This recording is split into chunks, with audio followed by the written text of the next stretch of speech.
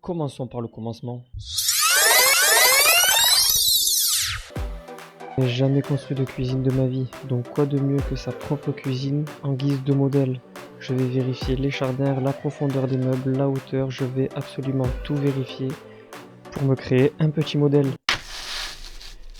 Une fois qu'on a une petite idée de comment faire une cuisine, maintenant on va s'attaquer au plan. Donc moi je me suis fait un plan de la cuisine que je vais avoir dans le fourgon. Donc du coup, je sais que j'ai 1,80 m d'espace en largeur. Je vais faire exactement comme dans ma cuisine. Ma cuisine fait 90 cm de haut. Donc il y aura 90 cm de haut.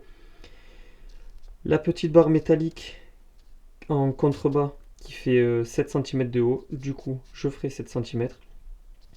Mon plan de travail mesurant 2,8 cm, 3 ou 4, je ne sais pas encore. Je sais que l'espace à l'intérieur devra faire 80 cm.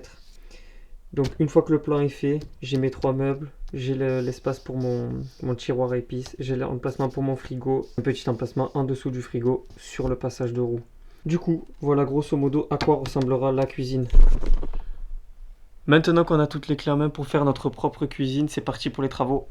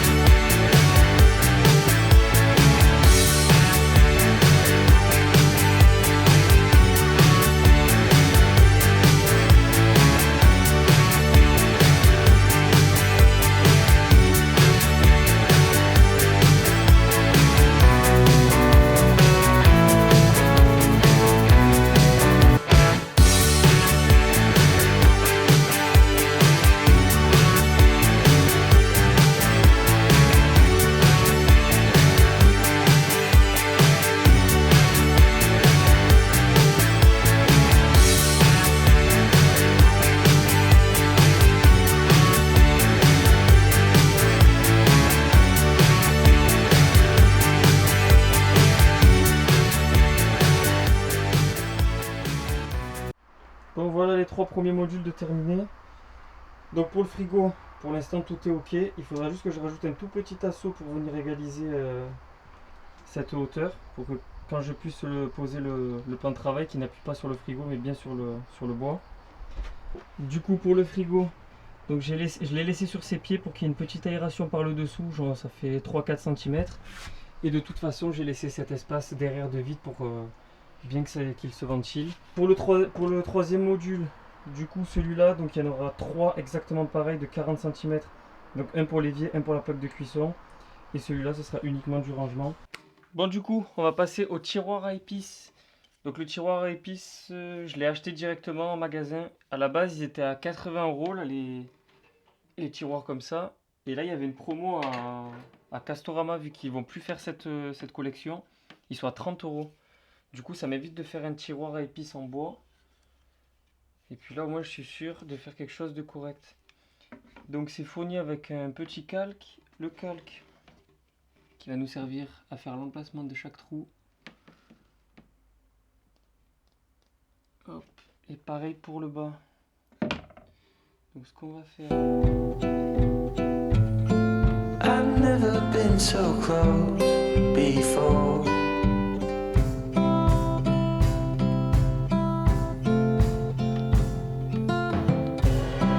It's one way or the other, no way in between. I ain't getting any younger, and you will stay forever a dream.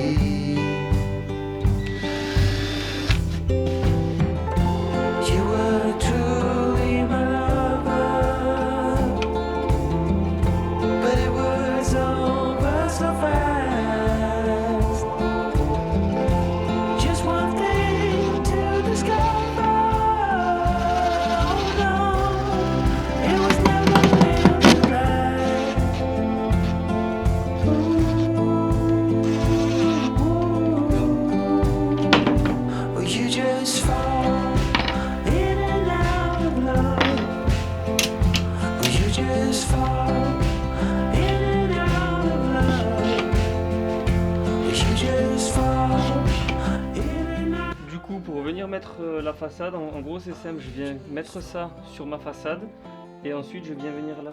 Je viens poser la façade, clipser dessus. Et au moins si je veux un jour retirer la façade, donc j'ai juste à appuyer sur le bouton derrière. Et je peux venir retirer ma façade. Et l'avantage de ce meuble, je comprends maintenant pourquoi il est cher. C'est parce qu'en fait il est réglable. Donc là, je sais pas si vous verrez à la cam, mais celui-là il bouge de gauche à droite. Il peut avancer ou reculer. Au moins ça permet de venir régler. Une fois qu'on pose notre façade, s'il y a des petits ajustements à faire, on peut venir régler la façade de gauche à droite ou de bas en haut. Bon, du coup on va maintenant passer aux portes et aux charnières. Donc pour les portes, j'ai acheté des portes de chez Ikea standard. C'est pour ça que mes meubles ils font tous 40, parce que j'ai pris uniquement des portes en 40. Il y a juste le tiroir à épices qui fait 20 cm. Donc la porte elle est déjà toute faite. Ça sera ça en moins à faire. Ensuite pour les charnières. Donc pour les charnières, j'ai choisi des charnières en 35 mm de diamètre. Avec son petit outil là pour faire les trous exactement au bon endroit.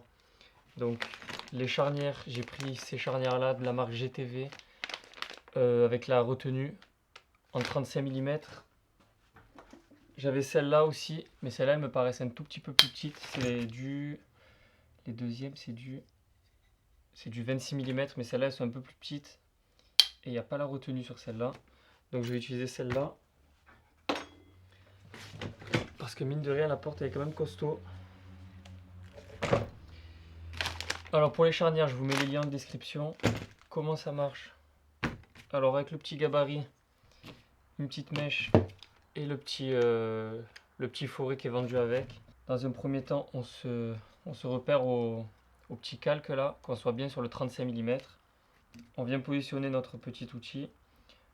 On perce les deux premiers pour le début de la charnière. Mais on ne vient pas tout de suite la mettre. On va d'abord positionner sa porte en face. Et avec les petites tétines, on va rentrer les tétines à l'intérieur. Positionner sa porte correctement bien alignée en face l'une de l'autre. Hop. Et là, on vient faire un petit trou pareil au centre à 35 mm. Avec notre forêt, on fait le trou à 35. On fait en sorte que le forêt soit bien à fleur du meuble pour que la charnière puisse rentrer correctement dedans. Donc pour les trous de cela, il faut absolument mettre un petit repère sur la mèche. Il ne faut pas aller trop loin parce que si vous allez trop loin, c'est cuit. Le vis, la vis, elle nage ensuite. Donc il ne faut surtout pas se tromper. Sinon, il va falloir mettre des vis un tout petit peu plus gros.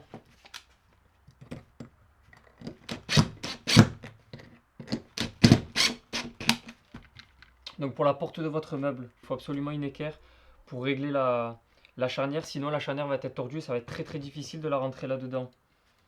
Ensuite, on vient mettre nos petits vis.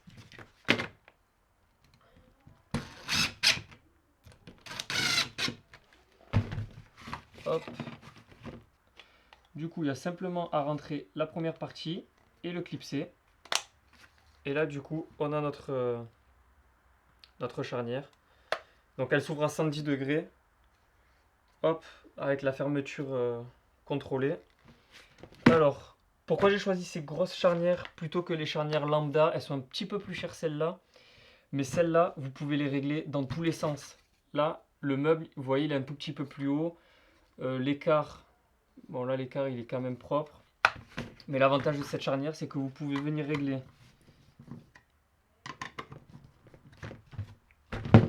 la descente comme la montée. Là on peut voir que le meuble est bien plus haut. Donc là on va le laisser un petit peu plus haut exprès. Hop. On peut aussi régler l'écart.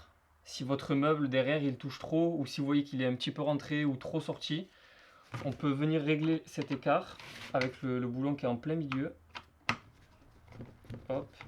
Donc là je vais le desserrer à fond. Et là on voit que l'écart il est bien plus prononcé. Je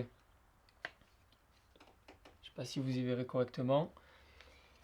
Et le dernier avantage aussi, c'est que si votre porte est trop d'un côté ou trop de l'autre par rapport à votre deuxième porte ou la toute première, on peut aussi venir régler avec ce bouton là. L'écart de la porte, ça veut dire que vous pouvez venir l'avancer ou le reculer. Ces charnières là, en plus de ça, elles ont une petite finition. Donc là, elles ont leur petit logo pour ça.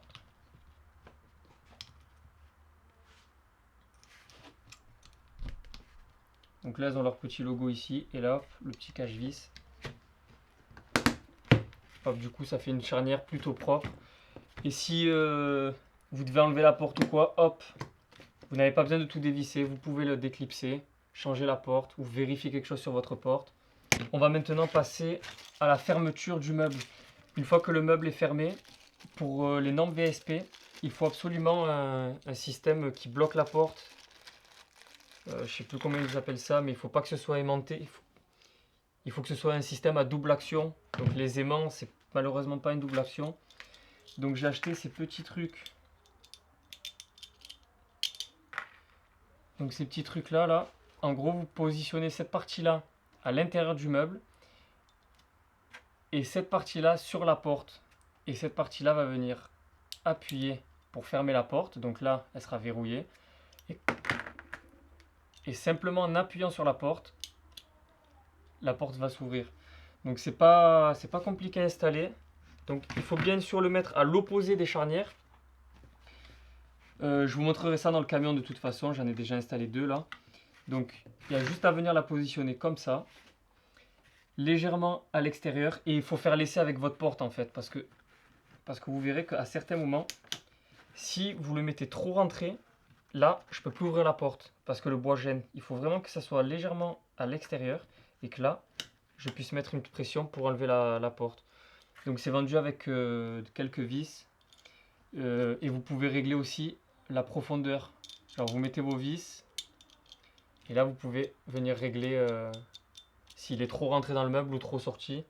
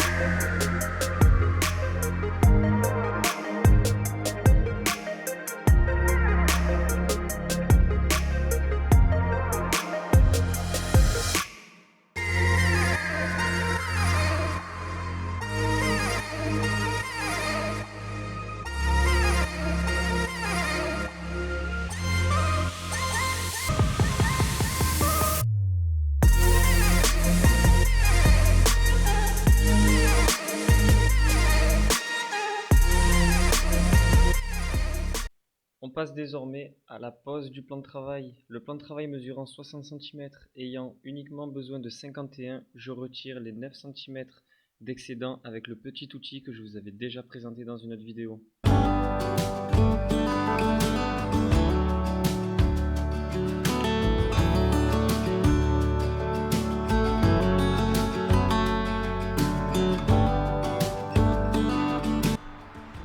Bon, voilà les meubles et le plan de travail de poser. Donc pour l'instant la sortie d'eau, je n'ai rien raccordé. Et de ce côté là, il va falloir que je le perce pour faire passer le conduit de gaz pour la plaque de cuisson.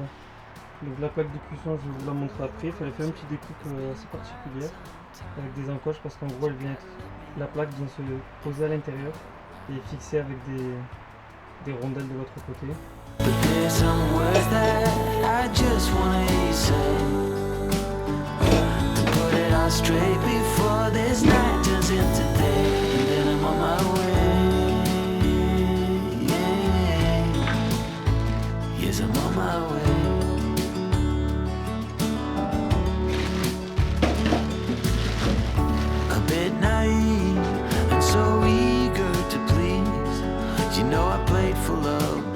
Me on my knees. Now's the time to reap what I've sown. Your words echoing in every single bone. Underwater, so far out at sea. There's no cure for what you're telling me, and soon I'm on my way. I'm on my way.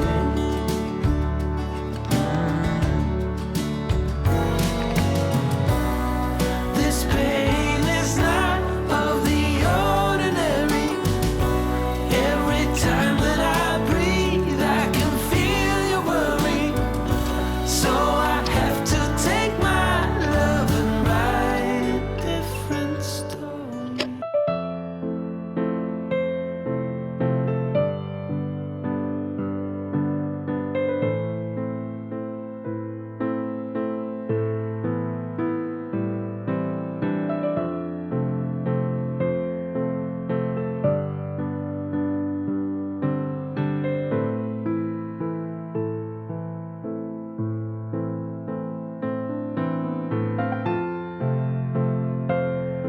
Pour ce qui est de l'OSB à l'intérieur des meubles, ça ne me dérangeait absolument pas, c'est vachement sympa à l'intérieur des meubles. En revanche, à l'extérieur, ça ne me plaisait pas du tout. Même l'OSB peint, j'aimais pas ça en guise de déco et je voulais que ça aille avec le reste du van. Pour les parties installation que je vous ai pas montré, donc l'installation du mitigeur, sincèrement c'est vraiment très simple, vous avez juste à faire un trou du diamètre, passer les tuyaux d'eau en dessous. Et le mitigeur est installé, donc ça je voulais pas montrer. Ça je vous ai un petit peu montré l'installation, c'est quand même délicat. Je sais pas si vous voyez à certains endroits là, je vais essayer de zoomer un petit peu, mais c'est très léger. C'est pas évident à poser. En revanche le résultat est vraiment magnifique. Je m'attendais pas à ce que des stickers rendent autant bien et c'est lessivable en plus. Pour ce qui est la partie du dessus, donc j'ai pas tout à fait terminé mais j'ai mis des baguettes pour faire la finition. J'ai pas fait le joint ni ici ni ici. Pour ce qui est du frigo, donc le frigo c'est un Carbest, je vous mets le lien dans la description. La plaque de cuisson pareil, je vous mets le lien en description, c'est Tedford, je sais plus le modèle exact, en tout cas elle fonctionne parfaitement. Si vous vous posez la question pourquoi est-ce que j'ai mis la plaque de cuisson à l'envers, j'ai fait une petite erreur de découpe tout simplement. Ici vous pouvez voir en dessous là que cette partie là est vide. En revanche la partie du fond est pleine et la partie du fond quand elle venait ici, je ne pouvais pas fermer ma porte. Donc c'est pour ça que pour l'instant la plaque est à l'envers. Le jour où je serai motivé à refaire le plan de travail, je le ferai. C'est pas un plan de travail qui coûte super cher en plus, donc c'est pas vraiment un problème. Et nous voilà donc à la fin de cette vidéo. Comme d'habitude, si vous avez les moindres questions, n'hésitez pas. J'essaierai de vous mettre absolument tous les liens dans la description. S'il en manque, faites-moi le savoir. En tout cas, je vous remercie d'avoir regardé la vidéo. Je vous dis sûrement à très vite pour une prochaine vidéo. Ciao!